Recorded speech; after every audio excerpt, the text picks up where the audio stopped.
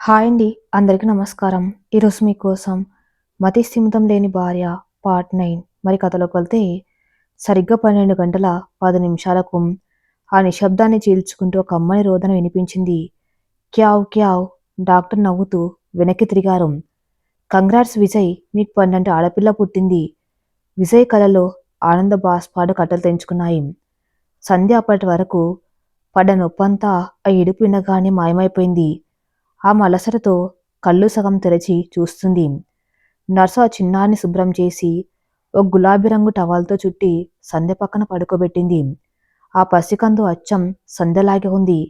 ఎర్రగా బుగ్గలు వేసుకుని ఉంది. కళ్ళు మూసుకుని చిన్నగా ఏడుస్తుంది. సంధ్య ఆ బిడ్డను చూసింది.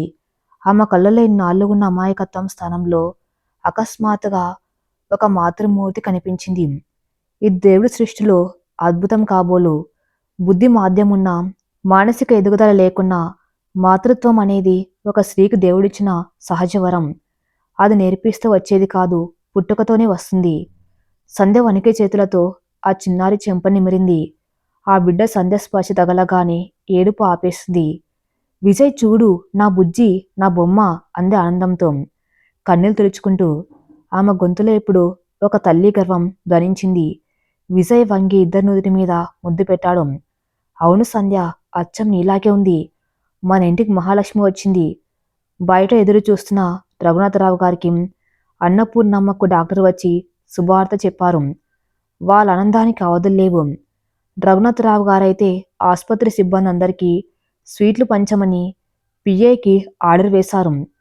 కొన్ని గంటల తర్వాత సంధ్యను స్పెషల్ రూమ్కి షిఫ్ట్ చేశారు. మంచం మీద సంధ్య పడుకుని ఉంది. ఆమె పక్కన చిన్న తొట్టిలో బిడ్డ నిద్రపోతుంది. విజయ్ మంచం పక్కన కుర్చీలో కూర్చుని సంధ్య చేతిని పట్టుకుని ఉన్నాడు. సంధ్య బిడ్డని రెప్పవేయకుండా చూస్తుంది. విజయ్, పాపాయికి ఆకలి వేస్తుందా? నేను లడ్డూలు ఇవ్వనా? అడిగింది అమాయకంగా. మాతృత్వం వచ్చిన ఆమెలో నా చిన్నపిల్ల పోలేదు. విజయ్ నవ్వాడు. లడ్డూలు వద్దు సంధ్య, పాపాయికి పాలు పెడదాం. డాక్టర్ గారు వస్తారులే అని చెప్పాడు. అంతలో బిడ్డ ఏడటం మొదలుపెట్టింది. నర్సు వచ్చి సంధ్యకి బిడ్డను ఎలా పట్టుకోవాలో, పాలు ఎలా పట్టాలో నేర్పించింది. సంధ్య చాలా శ్రద్ధగా నేర్చుకుంది. ఒక తల్లిగా తన బాధను నెరవేరుస్తూ ఉంటే విజయ్ ఆమెను ఆరాధనగా చూస్తూ ఉండిపోయాడు. ఆ దృశ్యం చూస్తుంటే రఘునాథరావు గారికి, అన్నపూర్ణమ్మకు కళ్ళల్లో నీళ్లు తిరిగాయి. ఆ చిన్నారి రాక ఆ ఇంటికి కేవలం వారసురాల్ని మాత్రమే తీసుకురాలేదు. ఆ ఇంటికి ఒక నిండుతనాన్ని, సంధ్య జీవితానికి ఒక అర్థాన్ని తీసుకువచ్చింది. మతి స్థిమితం లేదని సమాజం అనుకున్న అమ్మాయి ఇప్పుడు ఒక బిడ్డకు ప్రాణం పోసిన సృష్టికర్త అయింది. రఘునంద నిలయంలో ఇప్పుడు ఏ మూల చూసిన పండగ వాతావరణమే. ఇన్నాళ్ళు ఒక గంభీరమైన నిశ్శబ్దంతో, ఆస్తుల లెక్కలతో నిండిపోయిన ఆ గోడలు ఇప్పుడు ఒక పసిపాప కేరింతలతో, చిరునవ్వులతో ప్రధ్వనిస్తున్నాయి. ఆ పసికందు రాకతో ఆ ఇంటి రూపురేఖలే కాదు, అక్కడి మనసులు కూడా పూర్తిగా మారిపోయాయి. ముఖ్యంగా రఘునాథరావు గారు ఆఫీస్ ఫైల్స్ పక్కన పెట్టి మనవరాలి కోసం రంగురంగుల బొమ్మలు కొంటూ ఒక మురిసిపోయే తాతయ్యగా మారిపోయారు. పాపాయి పుట్టి 21 రోజులు గడిచాయి. ఈరోజు బారసాల. ఉదయం లేలత సూర్యకిరణాలు కిటికీ అద్దాల గుండా విజయ్ గదిలోకి ప్రవేశించాయి. గది అంతా మల్లెపూలు, సన్నజాజి పూలతో అలంకరించి ఉంది. గది మధ్యలో ఒక అందమైన వెండి ఉయ్యాల. అందులో పట్టుపరుపుల మధ్య ఆ పసిపాప దేవ కన్నెలా నిద్రపోతుంది. అద్దం ముందు నిలబడి సంధ్య ముస్తాబవుతుంది. ఎర్రటి కంచిపట్టు చీర, మెల్లో కాసుల పేరు, వడ్డానం, నిండా పూలు. ఒక మహారాణిలా ఉంది. కానీ ఆమె చూపులన్నీ అద్దంలోంచి ఉయ్యల వైపే ఉన్నాయి. ఆ ముఖంలో ఒక ఆనందం, ఒక ఆశ్చర్యం. నా కడుపులోంచి ఇంత అందమైన బొమ్మ బయటకు వచ్చిందా అన్న మురిపం ఆమె కళ్ళల్లో సుష్టంగా కనిపిస్తుంది. విజయ్ స్నానం చేసి బాత్రూం నుండి బయటకు వచ్చాడు.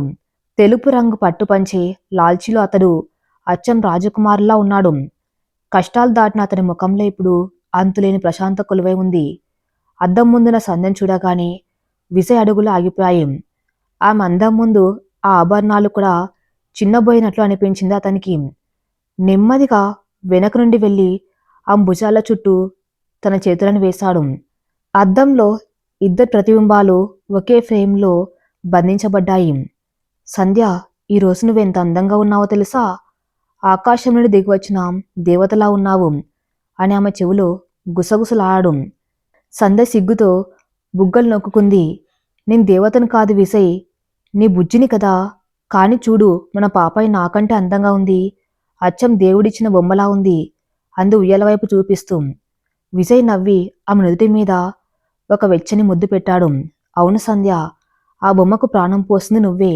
నీ స్వచ్ఛమైన ప్రేమ వల్లే ఆ పాపాయి అంత అందంగా పుట్టింది అన్నాడు.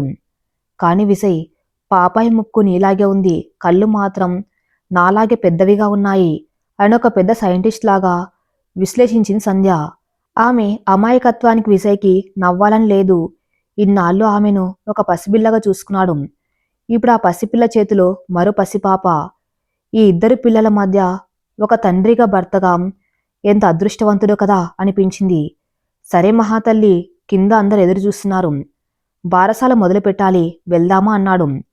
సంధ్య ఉయ్యాల దగ్గరికి వెళ్ళి చాలా జాగ్రత్తగా భయపడుతూనే పాపాయిని తన చేతుల్లోకి తీసుకుంది. ఒకప్పుడు బొమ్మను పట్టుకోవడానికి భయపడిన ఆ చేతులు ఇప్పుడు తన బిడ్డను ఎంత భద్రంగా పట్టుకున్నాయో చూసి విజయ్ మురిసిపోయాడు. మాతృత్వం అనేది ఎవరు నేర్పించనక్కర్లేదు. అది స్త్రీకి పుట్టకతోనే దేవుడిచ్చిన వరమని అతనికి మరోసారి సృష్టమైంది. కింద హాలంతా బంధుమిత్రులతో కిటకిట్లాడుతుంది. ఒకప్పుడు సంధ్యను చూసి నవ్వుకున్న వారే ఇప్పుడు ఆమెను ఒక నిండు సుమంగల్లా, మాతృమూర్తిలా చూసి ఆశ్చర్యపోతున్నారు. రఘునాథరావు గారు స్వయంగా ప్రతి ఒక్కరిని ఆహ్వానిస్తున్నారు. ఆయన ముఖంలో ఎక్కలేని గర్వం. సంధ్య విజయ్ పాపాయిని తీసుకొని హాల్లోకి రాగానే అందరి దృష్టి వారి మీదే పడింది. సన్నాయి మేళం మధురంగా మోగుతుంది. అన్నపూర్ణమ్మ కళ్ళల్లో ఆనంద బాష్పాలు. ఇన్నాళ్ల తన పూజలు ఫలించాయని ఆ మనసు ఉప్పొంగిపోతుంది. పూజారి గారు మంత్రాలు చదువుతూ నామకరణ కార్యక్రమం మొదలుపెట్టారు. ఒక పళ్ళెంలో బియ్యం పోసి సిద్ధం చేశారు. బాబుగారు, పాపాయికి ఏ పేరు పెడుతున్నారు అని అడిగారు పూజారి గారు విజయ్ని చూసి. విజయ్ సంధ్య వైపు చూశాడు. సంధ్య, నువ్వు చెప్పు, పాపాయికి ఏ పేరు పెడదాం అని అన్నాడు. సంధ్య ఆలోచించింది. చందమామ, మన పాపాయి చందమామలాగా తెల్లగా ఉంది కదా అంద అమాయకంగా. అక్కడున్న వారందరూ ఆ మాటకు నవ్వారు. రఘునాథరావు గారు కల్పించుకుని, అది ముద్దు పేరుగా పెట్టుకుందాం తల్లి, మంచి పేరు ఇంకోటి చెప్పు అన్నారు ఆప్యాయంగా.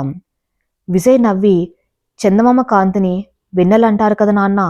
మన జీవితంలో అలుముకున్న చీకట్లను పారద్రోలి వెలుగులు నింపిన ఈ పాపాయికి వెన్నెల అని పేరు పెడితే ఎలా ఉంటుంది అని అడిగాడు.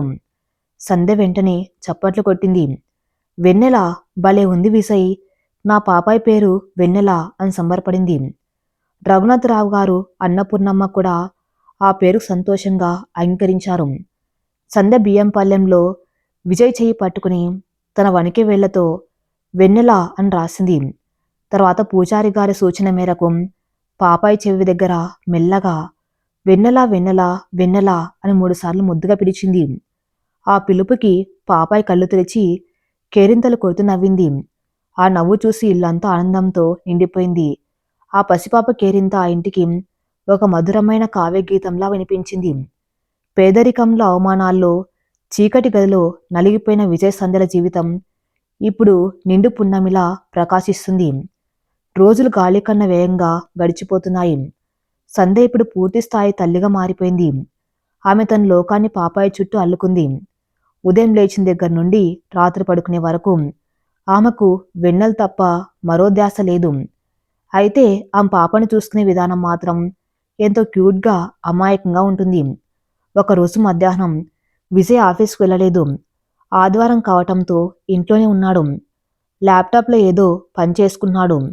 సంధ్య తన పాత డ్రాయింగ్ బుక్, క్రేయాన్స్ తీసుకుని మంచం మీద పడుకున్న పాపాయి పక్కన కూర్చుంది. పాపాయి వయసు ఇప్పుడు 2 నెలలు. కళ్ళు పెద్దవి చేసి చుట్టూ చూస్తుంది. వెన్నెల, ఇదిగో చూడు, ఇది ఏనుగు, దీనికి పెద్ద తొండముంటుంది.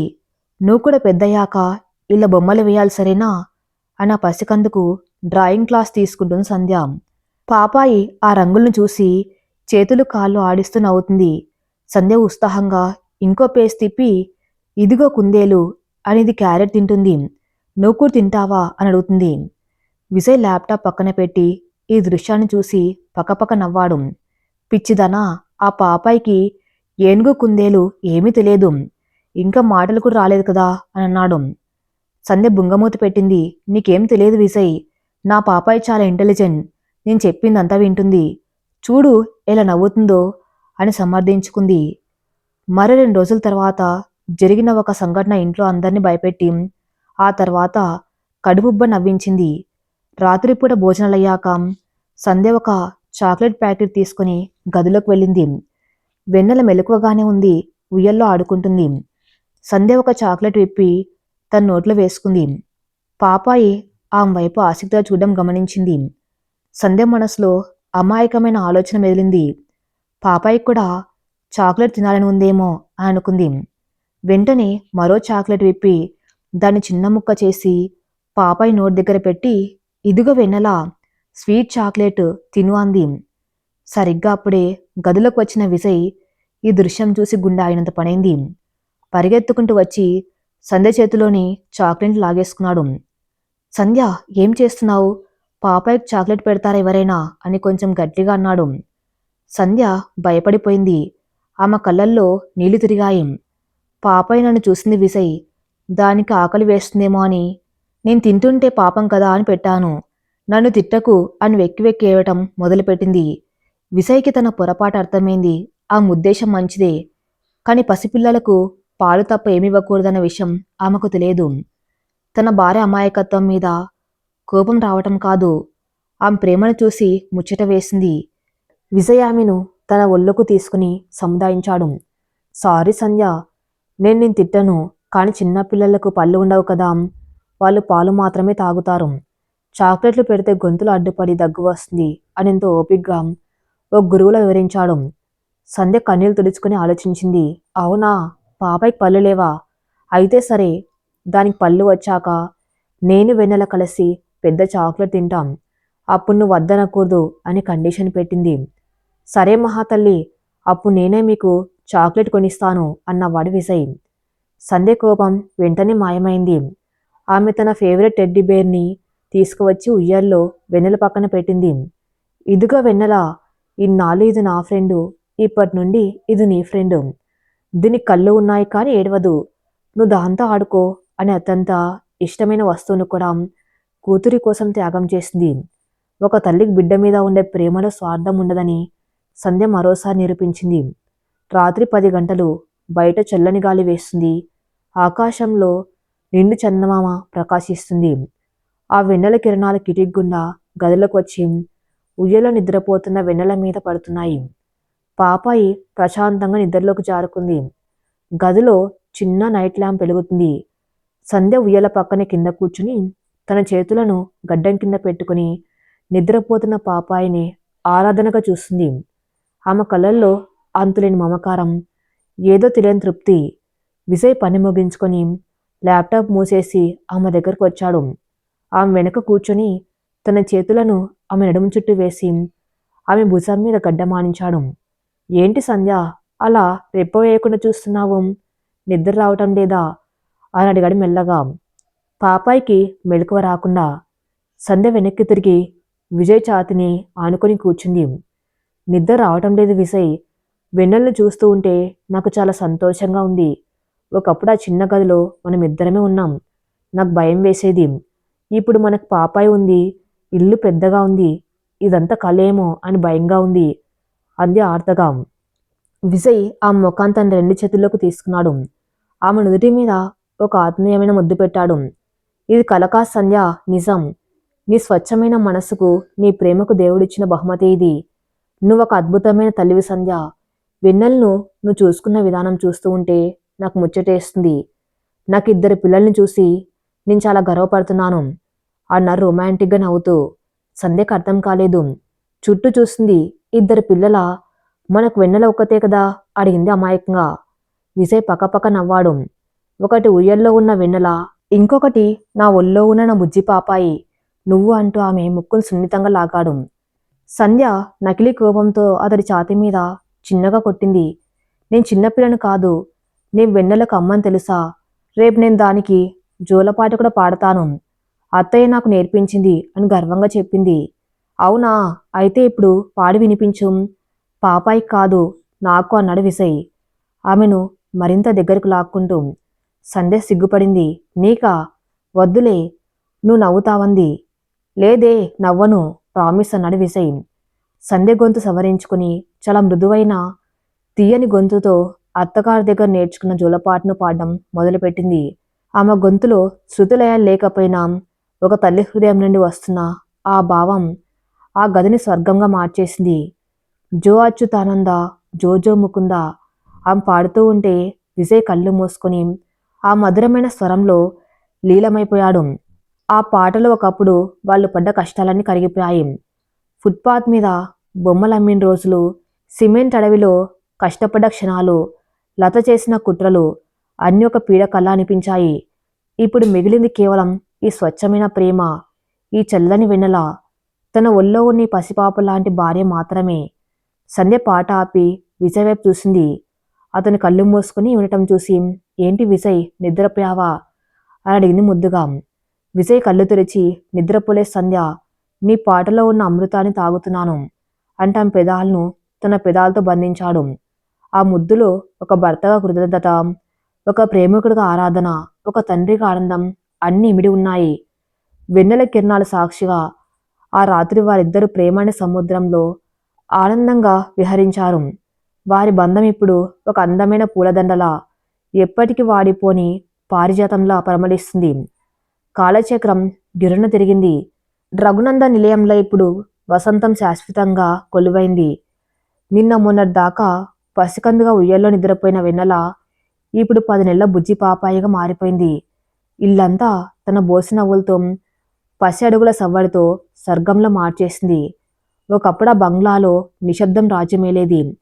వ్యాపార లెక్కలు, ఆస్తుల పట్టింపులతో గంభీరంగా ఉండే రఘునాథరావు గారు ఇప్పుడు ఆ ఫైల్స్ అన్ని పక్కన పెట్టేశాడు. ఆయన ప్రపంచం ఇప్పుడు కేవలం తన మనవరాలు వెన్నెల చుట్టూనే తిరుగుతుంది. ఉదయం 8 గంటలు. హాల్లో ఒక విచిత్రమైన, ఎంతో ముచ్చటైన దృశ్యం కనిపిస్తుంది. లక్షల రూపాయల టర్నోవర్ చూసే రఘునాథరావు గారు తన ఖరీదైన పట్టు పంచను పైకి కట్టి కింద కార్పెట్ మీద మోకాళ్ళపై కూర్చుని గుర్రమయ్యాడు.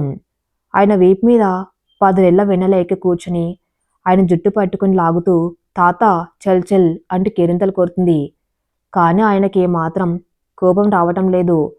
పైగా మనవరాలి బోసి నవ్వులు చూసి ఆయన ముఖం 1000 వోల్ట్ల బల్బులా వెలిగిపోతుంది. ఇదిగో నా తల్లి, గుర్రం పరిగెడుతుంది అంటూ ఆయన కార్పెట్ మీద పాగుతున్నారు. కాఫీ కప్పుతో అక్కడికి వచ్చిన అన్నపూర్ణమ్మ దృశ్యం చూసి పకపక నవ్వింది. ఏమండి, మీ ఆఫీస్ వాళ్ళు ఎవరైనా చూస్తే ఏమనుకుంటారు? 6 వయసులో మరీ గుర్రం వేషాలు ఏంటి అని ఆట పట్టించింది. రఘునాథరావు గారు ఆగిపోయి మనవరాల్ని భద్రంగా ముందుకు తీసుకుని ఆ బుగ్గ మీద ముద్దు పెట్టాడు. వాళ్ళకేం తెలుసులే అన్నపూర్ణ, ఈ పసిపాపతో ఆడుకుంటూ ఉంటే నా వయసు 20 ఏళ్ళు తగ్గినట్లు అనిపిస్తుంది. నా కొడుకు చిన్నప్పుడు వాడికి నేను ఇలాంటి సమయం ఇవ్వలేకపోయాను. వ్యాపారమని పరిగెత్తాను. ఆ లోటు మొత్తం ఇప్పుడు నా వెన్నెలు తీర్చేస్తుంది అన్నాడు ఆయన కళ్ళల్లో ఆనంద బాష్పాలతో. సరిగ్గా అప్పుడే మెట్లు దిగుతూ వచ్చాడు విజయ్. తండ్రి మాటలు విని అతని గుండె సంతోషంతో ఉప్పొంగింది. ఒకప్పుడు తన భార్యను అంగీకరించిన తండ్రి ఇప్పుడు ఆమె కన్నబిడ్డ కోసం ప్రాణమిస్తున్నాడు. నాన్న, మీరు వెన్నెలను మరీ గారాబం చేస్తున్నారు. అది రేపు మీ నెత్తినెక్కి కూర్చుంటుంది అన్నాడు విజయ్ నవ్వుతూ. కూర్చొనివ్వరా, నా మనవరాలికి ఆ హక్కు ఉంది అని రఘునాథరావు గారు వెన్నెలను గాల్లోకి ఎగిరేసి పట్టుకున్నారు. పాపాయి కిలకిల నవ్వులతో ఇల్లంతా మారుమోగింది.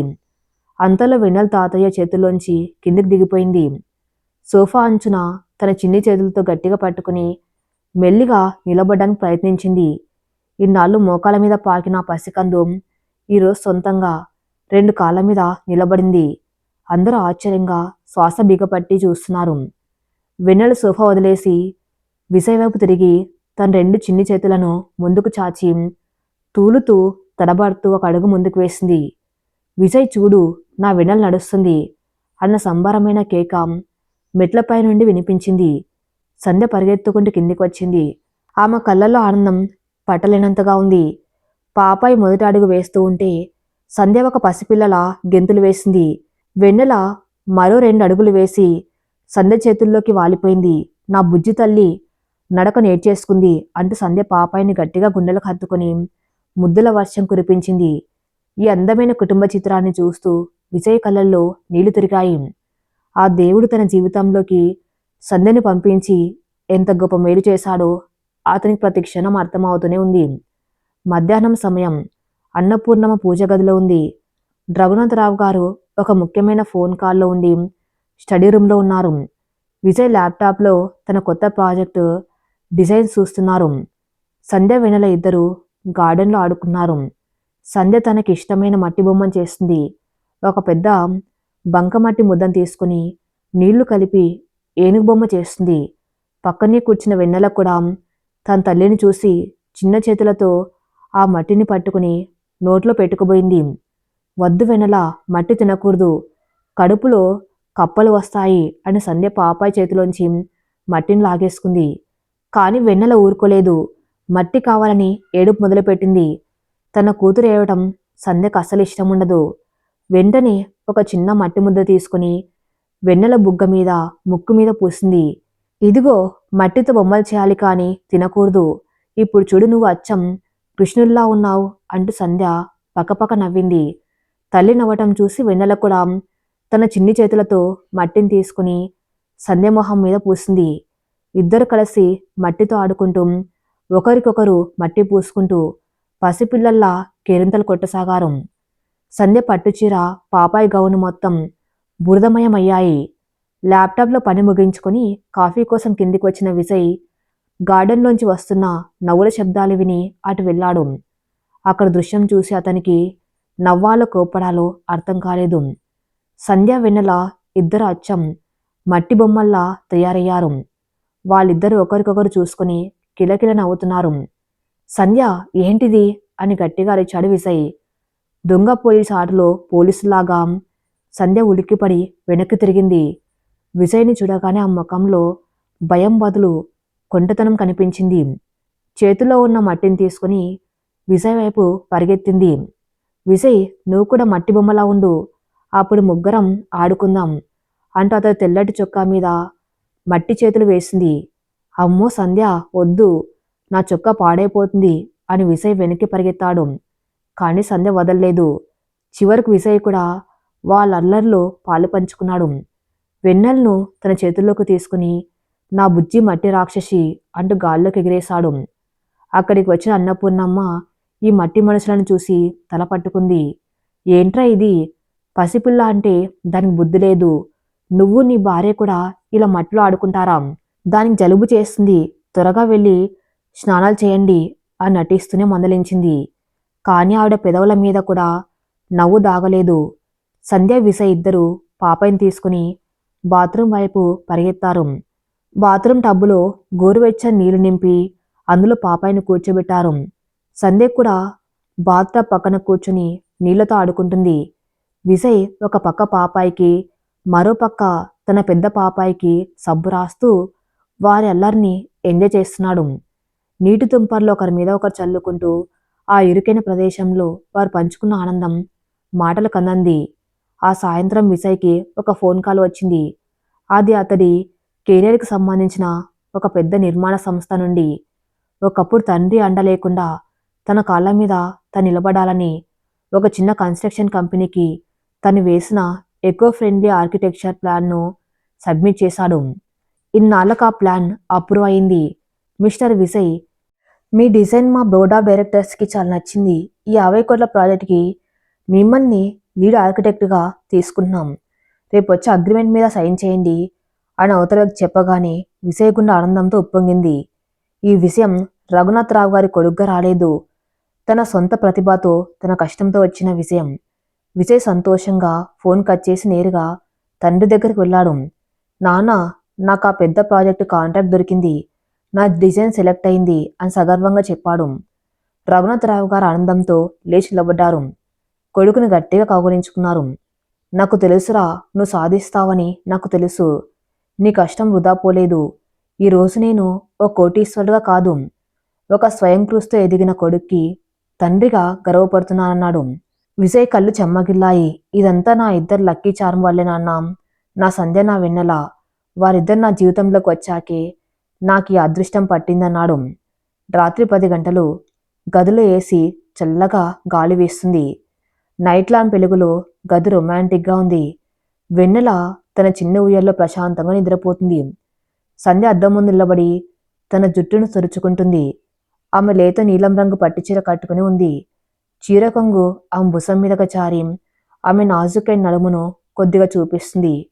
మెడలో సన్నటి మంగళసూత్రం కళ్ళకు కాటుకతో ఆ ముఖం నిండు వెన్నెల్లా వెలిగిపోతుంది.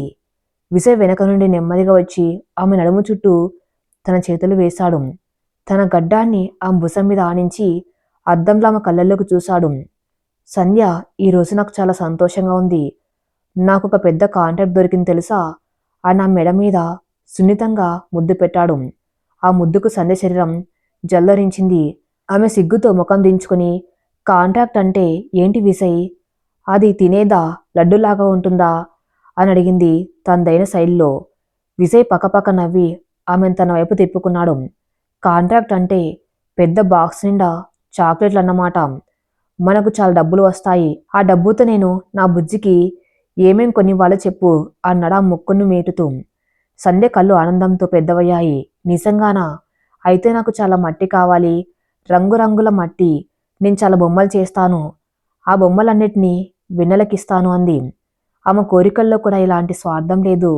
లక్షలు వస్తాయంటే ఏవో నగలు బట్టలు అడగకుండా తన పాపాయి ఆడుకోవడానికి మట్టి బొమ్మలు అడుగుతుంది. విజయ్ గుండె ఆమె ప్రేమకు మరోసారి దాసోహమైంది. నీకు మట్టి ఏంటి సంధ్య? ఈ భూమి మీద ఉన్న ఆనందాన్నంతా తీసుకువచ్చి నీ పాదాల దగ్గర పెడతాను.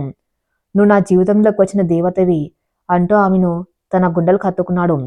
సంధ్య అతడి ఛాతీ మీద తలవాల్చి, నేను దేవతను కాదు, నేను నీ భార్యని. నువ్వు నాకు రాజువి కదా, మనం ఎప్పుడు ఇలాగే ఉంటాం కదా అంది. ఎప్పటికి ఇలాగే ఉంటాం సంధ్య. కష్టాలన్నీ చీకటి లాంటివి, అవి ఎప్పుడో గడిచిపోయాయి.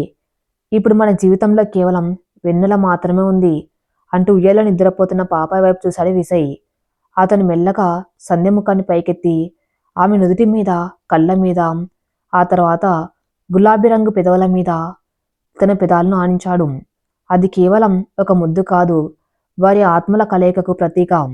సంధ్య కూడా అతడి ప్రేమకు స్పందిస్తూ తన చేతులతో అతడి మెడను చుట్టుకుంది. ఆ నిశ్శబ్ద రాత్రిలో వెన్నెల వెలుగుల సాక్షిగా వారిద్దరు ప్రేమాని మహాసముద్రంలో మునిగిపోయారు. గదిలో పారిజాతాల సువాసన వారి ఏకాంతానికి మరింత మత్తునందిస్తుంది. విజయ్ కెరియర్ అద్భుతమైన మలుపు తిరిగింది.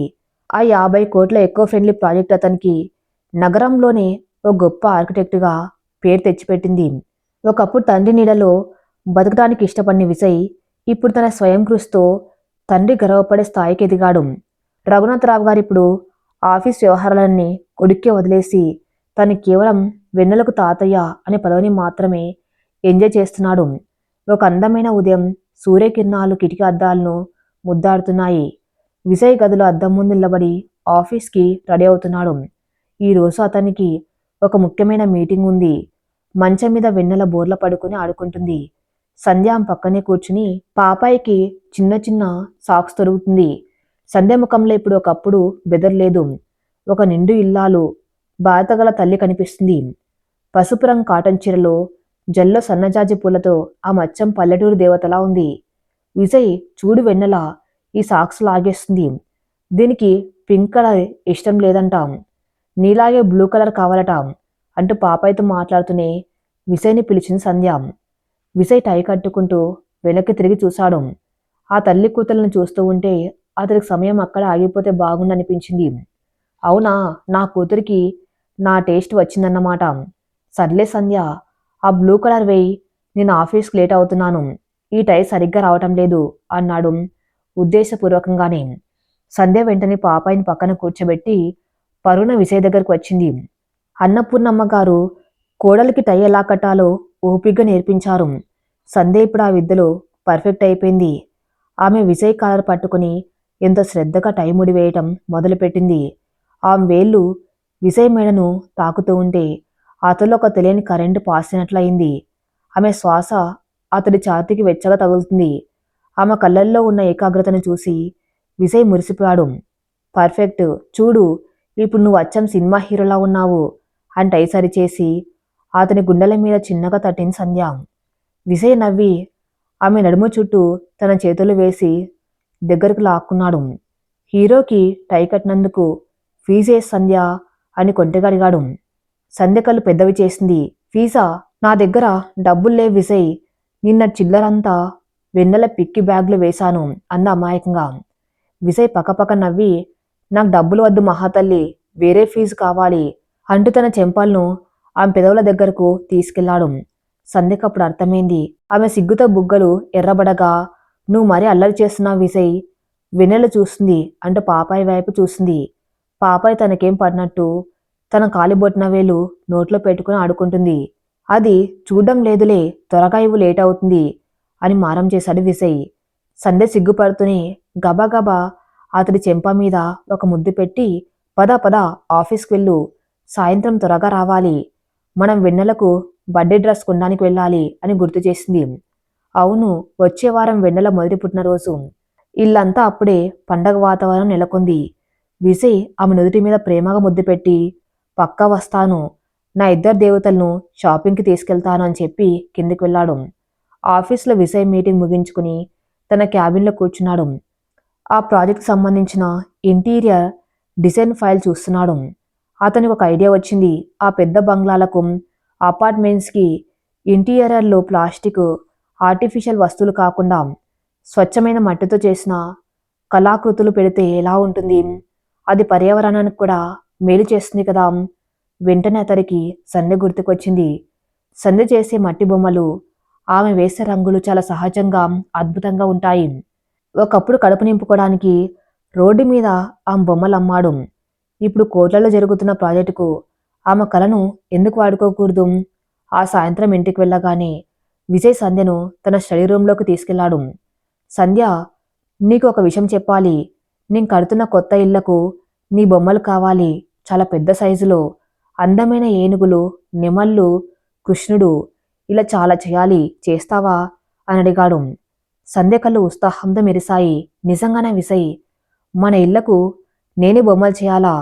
అయితే చాలా మట్టి కావాలి, నేనే చేస్తాను, నా బుజ్జి చేతులతో పెద్ద బొమ్మలు చేస్తాను అని సంబరపడింది. విజయ్ ఆమెను గట్టిగా హత్తుకొని, నీ కళను ఈ ప్రపంచం మొత్తం చూసేలా చేస్తాను సంధ్య. నువ్వు నా లక్కీ చార్మి మాత్రమే కాదు, నా ప్రాజెక్టుకి చీఫ్ డిజైనర్వి కూడా అన్నాడు సగర్వంగా. వెన్నెల పుట్టినరోజు రానే వచ్చింది. రఘునాథరావు గారు ఆ ఫంక్షన్కి నగరంలోనే ఒక పెద్ద ఈవెంట్లా ప్లాన్ చేశారు. 5 స్టార్ హోటల్లో బాంక్వెట్ హాల్ బుక్ చేశారు. నగరం నలుమూలల నుండి ప్రముఖులు, వ్యాపారవేత్తలు, బంధువులు అందరూ వచ్చారు. సంధ్య ఆ రోజు ముదురు ఆకుపచ్చ రంగు పట్టుచీర కట్టుకుంది. మెడలో వజ్రాల నెక్లెస్ మెరుస్తుంది. కానీ ఆమె నిజమైన నగ ఆమె కళ్ళల్లో ఉన్న మాతృత్వపు ఆనందం. వెన్నెలను ఒక బుట్టబొమ్మల పింక్ కలర్ ఫ్రాక్లో ముస్తాబు చేశారు. విజయ్ కూడా సంధ్య చీర రంగుకు మ్యాచింగ్గా గ్రీన్ కలర్ డిజైనర్ సూట్ వేసుకున్నాడు. స్టేజ్ మీద ముగ్గురు నిలబడి ఉంటే చూడ ముచ్చటైన కుటుంబంలా ఉన్నారు. రఘునాథరావు గారు మైక్ తీసుకుని అందరినీ ఉద్దేశించి మాట్లాడారు. ఈ రోజు నా జీవితంలో అత్యంత సంతోషకరమైన రోజు. నా కొడుకు సాధించిన విజయాలు ఒక ఎత్తు అయితే, ఈ ఇంటికి వెలుగు తెచ్చిన నా కోడలు సంధ్య మరో ఎత్తు. ఆ దేవుడు మాకు ఇచ్చిన అద్భుతమైన కానుక మా వెన్నెల. ఈ పసిపాప రాకతో మా ఇంటికి నిజమైన అర్థం తెలిసింది అని గద్గద స్వరంతో చెప్పారు. అందరూ చప్పట్లు కొట్టారు. కేక్ కట్ చేసే సమయం వచ్చింది. 3 అంతస్తుల పెద్ద కేకు. సంధ్య వెన్నెల చేతిని పట్టుకుని, విజయ్ సంధ్య చేతిని పట్టుకుని కేక్ కట్ చేశారు. సంధ్య కేక్ ముక్కను తీసుకుని ముందుగా వెన్నెల నోటికి అందించింది. ఆ పాపాయి ఆ క్రీమ్ని నోటికి, ముక్కుకి పూసుకొని నవ్వుతూ ఉంటే ఫోటోగ్రాఫర్లు క్లిక్మనిపించారు. ఫంక్షన్లో ఒకప్పుడు సంధ్యను అవమానించిన బంధువులు కూడా ఇప్పుడు ఆమెను చూసి అసూయపడేంత గౌరవంగా ఆమెను చూస్తున్నారు. విజయ్ ఆమెను పక్కనే ఉంచుకొని ప్రతి ఒక్కరికి పరిచయం చేస్తున్నాడు. రాత్రి ఫంక్షన్ ముగిశాక కారులో ఇంటికి వెళ్తూ ఉంటే సంధ్య అలసిపోయి విజయ్ ముఖం మీద తలవాల్చి పడుకుంది. వెన్నెల అప్పటికే అన్నపూర్ణమ్మ ఒడిలో నిద్రపోతుంది. విజయ్ సంధ్య తల నిమురుతూ, సంధ్య అలసిపోయావా అని అడిగాడు. సంధ్య కళ్ళు సగం తెరిచి, చాలా సంతోషంగా ఉంది విజయ్, కానీ ఆ హోటల్లో లైట్లు కళ్ళు లాగేస్తున్నాయి. నా మట్టి బొమ్మల దగ్గర అయితే ప్రశాంతంగా ఉంటుంది అంది నిద్రమత్తులో. ఆమె కాడంబరాల కంటే తన చిన్న ప్రపంచమే ఇష్టమని విజయ్కి మరోసారి అర్థమైంది. మరుసటి రోజు ఉదయం విజయ్ ఆఫీస్కి వెళ్ళడానికి ముందు సంధ్య తన ఆర్ట్ రూమ్లో కూర్చుని మట్టితో పెద్ద ఏనుగు బొమ్మను తయారు చేస్తుంది. ఆమె చేతులు చీర అంత మట్టి అంటుకుని ఉంది. కానీ ఆమె ఏకాగ్రత మాత్రం అద్భుతం. విజయ్ తలుపు దగ్గర నిలబడి కాసేపు ఆమెని ఆరాధనగా చూశాడు. ఎటువంటి కల్మషం లేని మనసు, ఎటువంటి అంచనాలు లేని ప్రేమ, ఇవి సంధ్యను దేవుడి ప్రతిరూపంగా నిలబెడుతున్నాయి. లోపలికి అడుగుపెట్టి వెనక నుండి వెళ్ళి ఆమె కళ్ళను తన చేతులతో మూశాడు. ఎవరు అని సంధ్య నవ్వుతూ. నాకు తెలుసులే, నా సూపర్ మ్యాన్. చేతులకు వాసన వస్తుంది. పర్ఫ్యూమ్ కొట్టుకున్నావు కదా అని ఇట్టే కనిపెట్టేసింది. విజయ్ చేతులు తీసి ఆమె పక్కన కింద కూర్చున్నాడు. నాకు ఆఫీస్కి వెళ్ళాలని లేదు సంధ్య. రోజంతా నీ పక్కనే కూర్చుని నువ్వు ఈ బొమ్మలు చేస్తూ ఉంటే చూడాలని ఉంది అని అన్నాడు. సంధ్య తన మట్టి చేతులతోనే అతని ముక్కు మీద కొద్దిగా మట్టి పూసింది. నువ్వు ఆఫీస్కి వెళ్ళాలి, డబ్బులు తీసుకురావాలి. అప్పుడే నేను వెన్నెలకు పెద్ద సైకిల్ కొంటాను. దానికి సైకిల్ తొక్కాలని ఉంది అని చెప్పింది ఒక పెద్ద ప్లాన్ వేసినట్టుగా. ఏడాది పాపాయి సైకిల్ తొక్కుతుందా పిచ్చిదానా, దానికి ఇంకా మాటలు కూడా రాలేదు అని పక్కపక్క నవ్వాడు విజయ్. నాకు తెలుసు, నా పాపాయి చాలా ఇంటెలిజెంట్. నువ్వు వెళ్ళు, లేట్ అవుతుంది అని అతన్ని పంపించేసింది. విజయ్ నవ్వుకుంటూ ఆఫీస్కి వెళ్ళాడు. కొన్ని నెలలు గడిచాయి. విజయ్ ప్రాజెక్టు పూర్తయి దశకు వచ్చింది. ఆ ప్రాజెక్టులో సంధి చేసిన భారీ మట్టి కళాకృతులను ఇంటీరియర్లో అమర్చారు. వాటికి ఒక ప్రత్యేకమైన వార్నిష్ వేసి ఎప్పటికీ పాడవకుండా జాగ్రత్త పడ్డారు. ఆ బిల్డింగ్ ఓపెనింగ్కి ముఖ్యమంత్రి గారు కూడా వస్తున్నారు. ఆ రోజు ఉదయం ఓపెనింగ్ సెరమనీ. విజయ్ తన కుటుంబం మొత్తాన్ని తీసుకుని వెళ్ళాడు. సంధ్య, వెన్నెల, రఘునాథరావు గారు, అన్నపూర్ణమ్మ అందరూ అక్కడ ఉన్నారు. ముఖ్యమంత్రి గారు రిబ్బన్ కట్ చేసి లోపలికి వెళ్లారు. ఆ building design, eco friendly theme చూసి ఆయన ఆశ్చర్యపోయారు. ముఖ్యంగా మెయిన్ హాల్లో ఉన్న 10 అడుగుల ఎత్తు ఉన్న మట్టి ఏనుగుల విగ్రహాలు, గోడల మీద ఉన్న పల్లెటూరి దృశ్యాల మట్టి కళాకృతులు ఆయన దృష్టిని ఆకర్షించాయి. Mister Vijay, what an art! ఇది ఎవరు డిజైన్ చేశారు? ఏ ఫారిన్ ఆర్టిస్ట్ని తెప్పించారు అని అడిగారు ముఖ్యమంత్రి గారు. విజయ్ గర్వంగా నవ్వి, ఏ ఫారిన్ ఆర్టిస్ట్ కాదు సార్. ఈ కళాకృతులకు ప్రాణం పోసింది మా ఆవిడ, నా భార్య సంధ్య అంటూ సంధ్యను ముందుకు తీసుకొచ్చాడు. సంధ్య భయపడుతూనే 2 చేతులు జోడించి నమస్కారం చేసింది. ముఖ్యమంత్రి గారు ఆమెను మెచ్చుకుంటూ, మీ చేతుల్లో సరస్వతిదేవి కొలువే ఉందమ్మా. ఈ బిల్డింగ్కి ప్రాణం మీ కళ అని ప్రశంసించారు. అక్కడున్న మీడియా వాళ్ళందరూ సంధ్యను ఫోటోలు తీశారు. మరుసటి రోజు అన్ని పేపర్లో విజయవంతమైన ఆర్కిటెక్ట్ వెనక ఉన్న కళాత్మక భార్య అంటూ సంధ్య ఫోటోలు వచ్చాయి. ఒకప్పుడు ఫుట్పాత్ మీద బొమ్మలు అమ్ముకున్న సంధ్య ఇప్పుడు రాష్ట్రం గర్వించదగ్గ స్థాయికి ఎదిగింది. దీనికి కారణం కేవలం విజయ్ ఇచ్చిన ప్రోత్సాహం, ప్రేమ. ఆ రాత్రి ఇంట్లో అందరూ ఆనందంతో పడుకున్నారు. వెన్నెలకు కూడా పాలు తాగి నిద్రపోయింది. విజయ్ గదిలోని బాల్కనీలో నిలబడి ఆకాశంలో మెరుస్తున్న నక్షత్రాలను చూస్తున్నాడు. అతని మనస్సు ఒక ప్రశాంతమైన సరోవరంలా ఉంది. సంధ్య వెనక నుండి వచ్చి అతడి వీపును ఆనుకొని తన చేతులను అతని నడుము చుట్టూ వేసింది. విజయ్, ఎందుకు ఒంటరిగా ఇక్కడ నిలబడ్డావు? చలిగా ఉంది, రా లోపలికి అని పిలిచింది. విజయ్ వెనక్కి తిరిగి ఆమెను తన బాహుల్లోకి తీసుకున్నాడు. నీ వెచ్చదనం ఉన్నప్పుడు నాకు చలి ఏంటి సంధ్య? ఈరోజు నాకెంత గర్వంగా ఉందో తెలుసా? పేపర్ వాళ్ళు, టీవీ వాళ్ళు అంతా నీ గురించి మాట్లాడుకుంటున్నారు. నువ్వు నా పేరు నిలబెట్టావన్నాడు. సంధ్య అతడి కళ్ళలోకి చూస్తూ, నాకు ఆ పేపర్ల మాటలు ఏమీ అర్థం కావు విజయ్. నాకు అర్థమయ్యేది ఒక్కటే, నువ్వు నన్ను వదలకుండా పట్టుకున్నావు. నన్ను పిచ్చిది అని అందరంటే నువ్వు నన్ను మహారాణి అన్నావు. నా బొమ్మలకు రంగులు నువ్వే వేశావు. నువ్వు లేకుండా నేను లేను కదా అంది అత్యంత ఆత్మీయంగా. ఆ మాటలో నిజాయితీ విజయ్ హృదయాన్ని ద్రవింపజేసింది.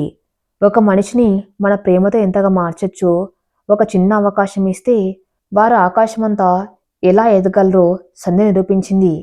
సంధ్య అని మృదువుగా పిలిచి ఆ ముఖాన్ని తన 2 చేతుల్లోకి తీసుకున్నాడు. వెన్నెల కాంతి ఆ ముఖం మీద పడి మెరుస్తుంది. అతను వంగి ఆమె పెదవుల మీద ఒక గాఢమైన ప్రేమపూర్వకమైన ముద్దు పెట్టాడు.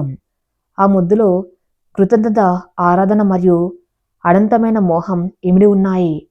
సంధ్య కూడా అతడి ప్రేమలో పూర్తిగా కరిగిపోతూ తన చేతులతో అతని మెడను బిగించి పట్టుకుంది. చల్లని గాలి వాళ్ళని తాకుతూ ఉంటే ఆ బాల్కన్లో ఆ ఇద్దరు ప్రపంచాన్ని మర్చిపోయి ఒకరిలో ఒకరు లీలమైపోయారు. పాపాయికి ఇప్పుడు 7.5 వయసు. ఇల్లంతా పరిగెడుతూ దొరికిన వస్తువులన్నీ కింద పడేస్తూ అల్లరి చేస్తుంది. గదిలో విజయ్ అద్దం ముందు నిలబడి చేవి చేసుకున్నాడు. సంధ్య మంచం మీద కూర్చుని అటు ఇటు దొరుకుతున్న వెన్నెలకు దుస్తులు వేయడానికి నానా తంటాలు పడుతుంది. విజయ్ చూడు, వెన్నెల అసలు మాట వినడం లేదు. చొక్కా వేయనీయకుండా పారిపోతుంది. నువ్వే కాస్త పట్టుకోవా అని మారం చేసింది సంధ్య. విజయ్ నవ్వుతూ ముఖం కడుక్కొని టవల్తో తుడుచుకుంటూ వచ్చాడు. పాపాయిని టక్కున ఎత్తుకుని గాల్లోకి ఎగరేశాడు. పాపాయి కిలకిల నవ్వింది. నా కూతురు మాట విందా? చూడు ఎలా వేయించుకుంటుందో అంటూ ఒక నిమిషంలో పాపాయికి డ్రెస్ వేశాడు. సంధ్య బుంగమూతి పెట్టింది. అవునులే, దానికి నాకంటే నువ్వంటేనే ఇష్టం. నిన్న రాత్రి కూడా నన్ను పక్కకు నెట్టేసి నీ ఛాతి మీద పడుకుంది అని కూతురి మీద కూడా అసూయ పడుతూ అంది. విజయ్ పక్కపక్క నవ్వి పాపాయిని కిందికి దించి సంధ్య దగ్గరకు వచ్చాడు. ఆమె నడుము చుట్టూ చేతులు వేసి తన వైపు లాక్కున్నాడు. అసూయ పడకు బుజ్జి, వెన్నెలకు నా ఛాతి మీద చోటు ఉంటే నీకు నా గుండెల లోపల చోటు ఉంది. అదెవరూ తీసుకోలేరు అంటా మెడ మీద సున్నితంగా ముద్దు పెట్టాడు. ఆ స్పర్శకు సంధ్య శరీరం జల్దరించింది. ఆమె పెదవులపై సిగ్గు దోంతలు విరిశాయి. నువ్వు మరీ రొమాంటిక్గా అయిపోతున్నావు విజయ్, ఎవరైనా చూస్తారు అంది మెల్లగా. నా భార్యతో నేను రొమాన్స్ చేయక ఇంకెవరితో చేస్తాను అంటే ఆమె పెదవులను తన పెదవులతో బంధించాడు. ఆ ఉదయం వేళ వారిద్దరి మధ్య సాగిన ఆ చిన్న ఏకాంతం ఎంతో మధురంగా అనిపించింది. కానీ జీవితం ఎప్పుడు ఒకేలా ఉండదు కదా. ఆ ప్రశాంత సరోవరంలో ఒక పెద్ద రాయి పడబోతుందని వాళ్లకు తెలియదు. ఉదయం డైనింగ్ టేబుల్ దగ్గర వాతావరణం కొంచెం గంభీరంగా ఉంది. రఘునాథరావు గారు కాఫీ తాగుతూ ఏదో తీవ్రమైన ఆలోచనలో ఉన్నారు. అన్నపూర్ణమ్మ గారు కూడా కంగారుగా అటు ఇటు తిరుగుతున్నారు. విజయ్ సంధ్య కిందకు వచ్చారు. ఏం నానా అంత సీరియస్గా ఉన్నారు అడిగాడు విజయ్ కుర్చీలో కూర్చుంటూ. రఘునాథరావు గారు నిట్టూర్చారు. విజయ్, మా అక్కయ్య విశాలాక్షి వస్తుంది. ట్రైన్ ఎక్కిందట, ఇంకో గంటలో ఇక్కడ ఉంటుందన్నాడు. విశాలాక్షి ఆ పేరు వినగానే విజయ్కి కొంచెం టెన్షన్ మొదలైంది. విశాలాక్షి గారు రఘునాథరావు గారికి స్వయాన అక్క. చాలా కఠినాత్మరాలు. పాతకాల పట్టింపులు, ఆచారాలు, కులం, హోదా అనే పిచ్చి ఎక్కువ. రఘునాథరావు గారంటే ఆమెకు ప్రాణం. ఆయన్ని పెంచి పెద్ద చేసింది ఆమె. అందుకే ఆ మాటంటే ఇంట్లో ఎవరు ఎదురు చెప్పరు. అత్తయ్య వస్తున్నారా? సడన్గా ఏంటి నాన్న అడిగాడు విజయ్. వెన్నెల్ని చూడ్డానికి వస్తుందిరా. పైగా నీ పెళ్లికి ఆమె రాలేదు కదా, సంధ్యను కూడా చూసినట్టు ఉంటుందని వస్తుంది అన్నారు ఆయన. తర్వాత సంధ్య వైపు తిరిగి, అమ్మ సంధ్య, అక్కయ్య కొంచెం కోపిష్టి, పద్ధతిగా ఉండాలంటుంది. నువ్వేం భయపడకు, నేనున్నాను కదా, కానీ కాస్త జాగ్రత్తగా ఉండు తల్లి అని నచ్చెప్పారు. సంధ్యకు ఏమీ అర్థం కాలేదు. సరే నాన్న, నేను కొత్త బొమ్మలు చేశాను, అత్తయ్యకు చూపిస్తాను అంది ఉత్సాహంగా. అన్నపూర్ణ మనసులో మాత్రం కలవరం మొదలైంది. సంధ్య అమాయకత్వం గురించి విశాలాక్షి గారికి తెలియదు. తెలిస్తే ఆమె ఎలా రియాక్ట్ అవుతుందో అన్న భయం పట్టుకుంది. సంధ్య గురించి తెలిసి విశాలాక్షి గారు ఎలా రియాక్ట్ అవుతారో నెక్స్ట్ పార్ట్లో చూద్దాం. నెక్స్ట్ పార్ట్ కోసం ఈ ఛానల్ని ఫాలో అవుతూనండి. Thank you for listening.